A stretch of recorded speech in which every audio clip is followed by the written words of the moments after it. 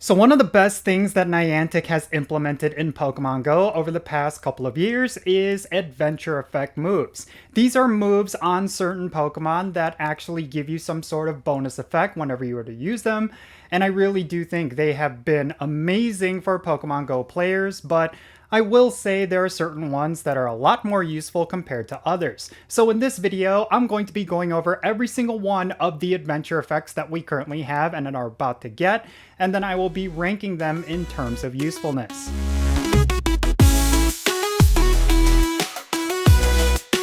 Alright, what's happening everyone? Jinsula here with a brand new Pokemon Go video, and I hope your day is going really well, and let's get right into it. So today we're going to be talking about adventure effects. I really do think that for what it's worth, this is one of the best things that Niantic has implemented in Pokemon Go. When it comes to certain Pokemon, yes, their adventure effect moves is what makes them very special, but in most cases, those moves are also really good in terms of combat. And I also think that the way Niantic has implemented adventure effects, they actually are done really well, except for maybe two of them. But I will say that for the most part, I really do like this mechanic, and yeah, I really do hope we get more of them in the future. So this video is going to be broken down into two parts. The first thing is I'm going to be listing off each and every single one of the adventure effects that we currently have, as well as one that we are about to get, and talk about what exactly they do, how players use them to the best of their potential, and overall whether or not they are something that you should actually prioritize.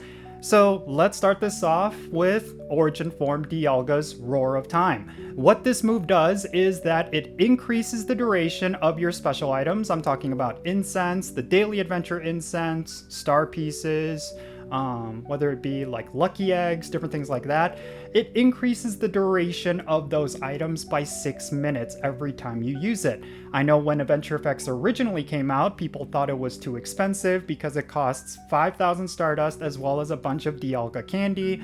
But I really do think that a use of Roar of Time is extremely good, especially when it comes to specifically the Daily Adventure Incense. Currently, the Daily Adventure Incense lasts for 15 minutes without any kind of bonuses from events, and if you were to increase it by 6 minutes, you're actually going to get an insane amount of value from that one item. Considering you can only use it once per day, if you were to extend the duration, that gives you an increased chance of getting those Galarian legendary birds. So I really do think Roar of Time is one of the better ones out of all of the adventure effects, but later on I'll be ranking them and maybe we could make a determination on how useful it is compared to others. And then next up, we got to talk about Origin Form Palkia. It also has a very solid adventure effect move. It is going to be Spatial Ren. And what this adventure effect does is that it increases the radius of Pokemon appearing on your screen. So for things like Community Days or Pokemon Go Fest, where you want to catch as many Pokemon as you can, it is an extremely useful move that you could use to increase the amount of Pokemon you will see on screen. And the other nice thing about this is that if you were to use it, you're essentially going to get the Stardust back. I do think that for the most part, the amount of Pokemon that you see is quite substantial, where if you are walking around, you're going to get maybe 100% more Pokemon than you typically would. And then of course, this is another thing that a lot of players use it for, is that if there is a particular Pokemon that you just simply cannot reach because it is locked behind, let's say like a gated community, or it's behind private property, and of course you don't want to trespass, you could use Spatial Ren and actually see the Pokemon that players are saying. Like for example, for a particular community day, I was told that there was a 100% IV nearby. The problem is, it was unreachable because it was behind a private area. But I used Spatial Ren, I was able to see this particular Pokemon on screen, and I was able to catch it. And for a lot of the players that were nearby who were also trying to catch it, because they're a part of the same community, I also suggested using Spatial Ren, and they were also able to catch it. So there's a lot of uses for this particular move, and I do think, for what it's worth, spoiler warning, it is going to rank really high in terms of usefulness. Alright, now next up, let's talk about Black Kyurem's Freeze Shock. Now the thing is with this particular one is that it is going to basically freeze the Pokemon during the catch encounter. So It's basically when you use it and then you jump into a raid, and let's say you get to the legendary raid boss's encounter, you're going to see that Pokemon basically frozen in place, which means you're going to be able to catch it just a little bit easier. I know for a lot of people they use the set circle trick, and for a lot of other people they just simply try to get the best throw that they can, whether it be an excellent curveball throw. For the Pokemon to basically stay in place, that's going to be a lot easier for you to pull off. And then for its counterpart, White Kyurem, it comes with Ice Berm, and it's kind of a similar mechanic, other than rather than the Pokemon being frozen in place, what you have is a much smaller, or I should say a much slower catch circle, which again, both of these Pokemon's adventure effect moves are more about Pokemon encounters. So if you're doing a whole bunch of legendary raids, for example, you would use Ice Burn, and then you would have a much slower catch circle, which is going to allow you to get more excellent curveball throws, and just in general, just have a much easier time catching those Pokemon. Next up, let's talk about the fusion forms of Necrozma, starting with Dusk main Necrozma.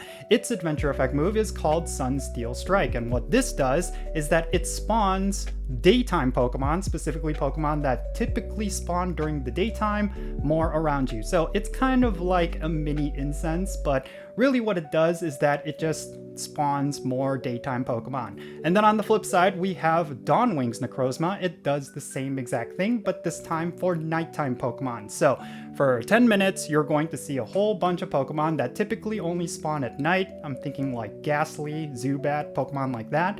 And I do know that if you have certain Pokemon that have evolution requirements for daytime and nighttime, I believe it also affects that as well. So that is kind of like the secondary use for these adventure effects. Next up, let's talk about the crown forms for both Zamazenta as well as Zacian. Now these are quite interesting because basically what they do is they affect the battling. So when it comes to Dynamax battles as well as raid battles, basically what they do is they give you a boost to both defense or attack, depending on which one you use. For Zamazenta, obviously that's going to be for defense. When you use it, you're going to get a boost to your Pokemon's durability so that it lasts longer in battle. This is particularly useful for Dynamax content, specifically Gigantamax content, and then of course for raid battles, if it's a very hard-hitting Pokemon, your Pokemon are going to last much longer in battle. And then of course with Zacian, it's going to be for more offensive capabilities. So when it comes to Dynamax content as well as raid battles, if you were to use Behemoth Slash or Behemoth Blade, I think it's what it's called, that is going to give you a boost to your offensive power. So on one side you have defense, on the other side it is offense, and depending on which one you need, both of these can prove to be quite useful.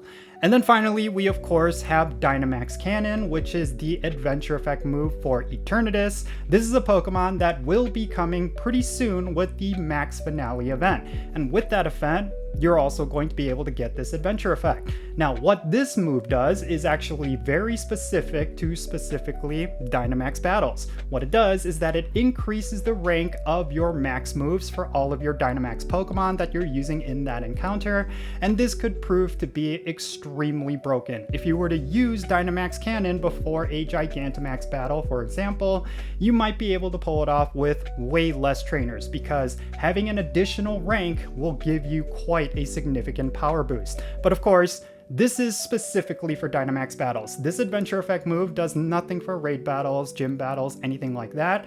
But if you are someone who engages with Dynamax content, this is going to be a very special adventure effect for you to use. So yeah, this is what every single one of the adventure effects do. Now let's actually get into ranking them from top to bottom. Which one is the worst? Which one is the best? I will say that in the overall sense of Pokemon Go, there are certain ones that you will find you will pretty much never use, and then there's some that are ones that you will likely use all the time. Let's start with the worst of the worst, and it's basically going to be two of them. It's going to be the ones for Necrozma. I will say that for both Dawnwing's Necrozma as well as Duskmane Necrozma, they're extremely situational. Probably the only time you would ever find yourself spending the Stardust and the candies to actually use those adventure effect moves is if you have a particular evolution that you want to pull off, maybe if there's a particular event and you want to get some additional spawns and the daytime spawns or the nighttime spawns are important. I really do not know, but essentially these are very much useless, and I do not find there's ever a reason for you to actually use them that is justified by the Stardust cost and the candy cost that is required to, you know, activate them. So yeah, I will say they are the lowest rank by a country mile, especially compared to the other adventure effect moves. Yeah, you'll probably never use these two particular adventure effects, unfortunately for them, because I think they're really cool Pokemon. But yeah, unfortunately, Niantic did not do much for their adventure effects. Maybe in the future, they're going to add more utilities to them, make them actually more useful, but as they currently are right now, probably not worth the Stardust to spend on them. So yeah. Now, I have to put an asterisk for the next one. I will say the next least useful adventure effect move is going to be Dynamax Cannon, but I'm only going to say that because it's specific to Dynamax battles. I will say that when it comes out, it could probably be one of the best adventure effect moves, specifically when it comes to Dynamax content, which I do know it's going to be something that a lot of players are going to want to use. But the one caveat is that when it comes to Eternatus, it looks like candy is going to be pretty scarce because one of the only sources is going to be Eternamax battles or whatever it is.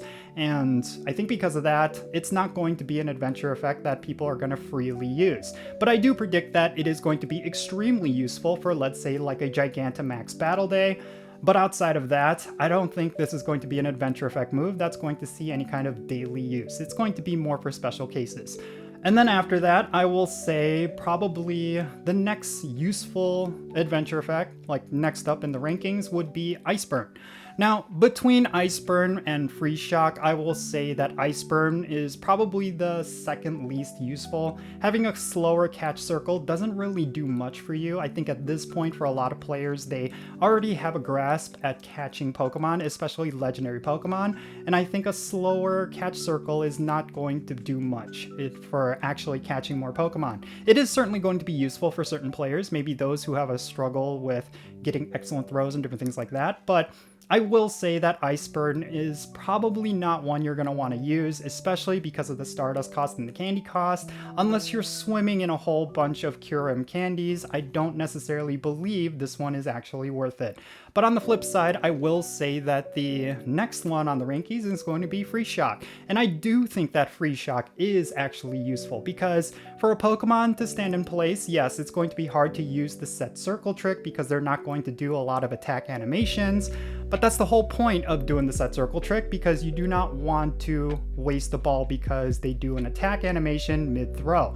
You're not going to run into that problem with Freeze Shock because they're going to be standing in place, which means all you have to do is set the circle and then throw the ball, just like any other Pokemon you would see in the wild. So I definitely think Freeze Shock is definitely a lot more useful, especially compared to Ice Burn, and it's one that I've actually used quite a lot, especially when it comes to raid days and different things like that. And then next up, we have Behemoth Bash, which is the one for Crown Shield Zamazenta.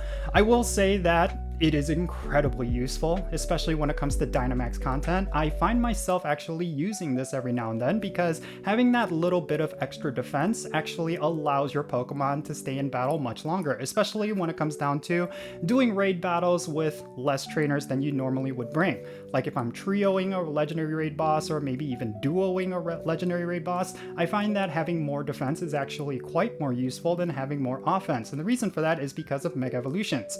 If you were to use Behemoth Bash, for example, and then jump in with a Primal Groudon, that Primal Groudon is going to last much longer. And because of that, you're going to get more charge attacks off, you're going to power up the other Pokemon in the raid party much longer, and you're going to have a lot more success. So I do think that Behemoth Bash is definitely one that you should be using, especially when it comes to raiding content with less trainers. And then of course the next one is going to be Roar of Time. That's Origin Form Dialga's adventure effect move. I find myself using this quite a lot, especially when it comes to using the Daily Adventure Incense, when it comes to using like Lucky Eggs and what is it? When it comes to using star pieces, different things like that during like Pokemon Go Fest or during, community days. Like, it's actually quite useful. And I feel like a lot of players actually use this one quite often, especially with the daily adventure incense. I think it's a very powerful adventure effect move. It may not necessarily give you any kind of benefits when it comes to raiding or with Dynamax content, but overall I do find it's incredibly useful just because of its utility. And then next up, let's talk about Behemoth. What is it? I keep wanting to say slash, but it's Behemoth Blade. It's Crown, Sword, Zacian's adventure effect move. Now, of course, I said earlier with Behemoth Bash, having more defense actually allows you to actually have a lot of success with raid battles with less trainers. If you do not have a problem with the number of trainers in a raid lobby, then I would suggest going with Behemoth Blade, because you're going to be able to beat those raid battles so much faster. You're going to get a lot more damage done, so you can get the the most damage done card, so you can use that towards your the platinum medal, you know, for the amount of raid cards that you get. You know, there's a lot of uses for this, and I find that when it comes to raid days, if numbers are not an issue, I will pop a Behemoth Blade and I will get a lot more raids done much quicker, which allows me to have more opportunities for shinies and different things like that. So I will say that Behemoth Blade is incredibly useful, and it's one that I find myself using quite a lot, and I think a lot of other players do as well, because it's simply about quantity when it comes to raid days and different things like that. And in general, maybe it could be more useful than having more defense if you have less trainers in a raid battle, because let's say you have a whole bunch of hard-hitting Pokemon and you just want to zerg down the raid boss before it defeats you, before the timer runs out. And Behemoth Blade is going to allow you to do that. So any kind of damage boost you could bring to a raid battle is always like very important, like friendship bonuses, whether it be like best buddy bonuses, you know, different things like that, mega evolution bonuses. Behemoth Blade is alongside all of that. Party play is another bonus. And you want to make sure that if you're trying to maximize your efficiency, the amount of damage you're going to do, you will want to make sure you include Behemoth Blade. All right, that leads us to the top ranked adventure effect. And of course, by process of elimination, you already know which one it is, but in my opinion, this is by far the most useful adventure effect move, and maybe some of you will disagree with me, but I think it's not even close. It is going to be Origin Form Palkia's Spatial Rend. Without question, this is one of the best adventure effect moves, because when it comes to special events and even just daily play, the amount of Pokemon that you can catch with this adventure effect move is it's substantial enough. Like, I think a lot of players were ignoring this when it initially came out, but I really feel like that was a mistake, because Spatial Rend is insanely good. When it comes to community days, when it comes to Pokemon Go Fest, the amount of Pokemon that I was able to catch using this move, it's crazy. And the amount of shinies I was able to get, it's something that really unlocks a lot with this game. One of the reasons why I find myself gravitating towards Spatial Rend is, of course, and I think a lot of players may have forgotten this, but one of the pandemic lockdown bonuses that they had on temporarily was the increased catch circle with a lot more Pokemon on screen. I think a lot of people may have forgotten that. And that was one of the best parts of the pandemic bonuses. And it was one of the things that a lot of players forgot about. But once Spatial Rend came in and essentially was one of those bonuses making a return, I feel like I end up using it quite a lot, because sometimes I'll be here in my room and I want to go out and play Pokemon, but for whatever reason I can't. But if I pop on the Spatial Rend and then just look on my screen, I'll see maybe 75% more Pokemon at this one location. If I'm going out and grinding, maybe if I go to downtown Chicago and I want to just catch a whole bunch of Pokemon with a Pokemon Go++, or if I'm like out and about raiding and different things like that, if I have Spatial Rend on, then I'm going to see so much more Pokemon. I'm going to be able to catch more. I'm going to be able to do more shiny checks. It is insanely good, and probably my favorite adventure effect move, and it's going to be for the foreseeable future. So yeah, these are my rankings for all of the adventure effect moves. And again, this is all subjective based on my opinion and my experiences. I know there's some players out there who care more about rating, so they're gonna care more about stuff like, Behemoth Blade and Behemoth Bash, not Behemoth Bash, Blash. They're gonna care more about Free Shock. Some people care more about Dynamax battles, so the upcoming Dynamax Cannon is going to be their top rank by far. We still do not have anything related to PvP, I noticed, and I do think we're probably not going to have that for balance reasons, but maybe the next adventure effect move that they release is going to be related to battling and different things like that, but we'll see. But yeah, I'm really excited to see what else Niantic has in store when it comes to adventure effect moves. I think they've done such a tremendous job with them, and they've been such a positive thing for Pokemon Go, at least in my opinion. But yeah, definitely share your rankings down below. Which one do you feel like is your #1 adventure effect move? Which is the one that you use all the time? What is the one that you think is the most useless? Definitely share that as well. I'm really excited and curious to see what you have to say, because I really do think adventure effects are awesome, and it's something that I do not see a lot of people talking about, but they end up using every day. But yeah, that's pretty much going to be it. Definitely share your thoughts in the comments down below, and let's have a great discussion. Thank you so much for making it all the way to the end of this video. I really hope you enjoyed it, and if you did, make sure you hit that like button, subscribe if it's your first time here, and also don't forget the notification bell so you can stay up to date on whenever I upload videos. And real quick, let me give a shout out to all of my patrons on Patreon. You make this channel content possible. If you want to support the contents of the channel, the best way you can do that is going to be by joining my Patreon. If you decide to become a paid Patreon member, I'm going to add you to my Pokemon Go friends list. That means for stuff like remote raids, the friendship system, opening and sending gifts, different things like that. If you want to play Pokemon Go with me, the best way you can do that is, of course, joining my Patreon. So I'll put a link to it in the description below. Make sure you go and check it out. And if you want to support my channel in a completely different way, you could do so by following me on social media. My handle is @Jinsula. I'm on the platforms you see on the bottom of your screen right now. Make sure you go over there and give me a follow. You'll have access to some exclusive content, and you'll be able to keep up with my daily life. With all that said, that's going to be it for this video. I'm Jinsula. Be safe, have fun, love yourself. Make sure you look at yourself in the mirror and tell yourself you're awesome today, at some point today, because I truly think you are all awesome. And yeah, that's it.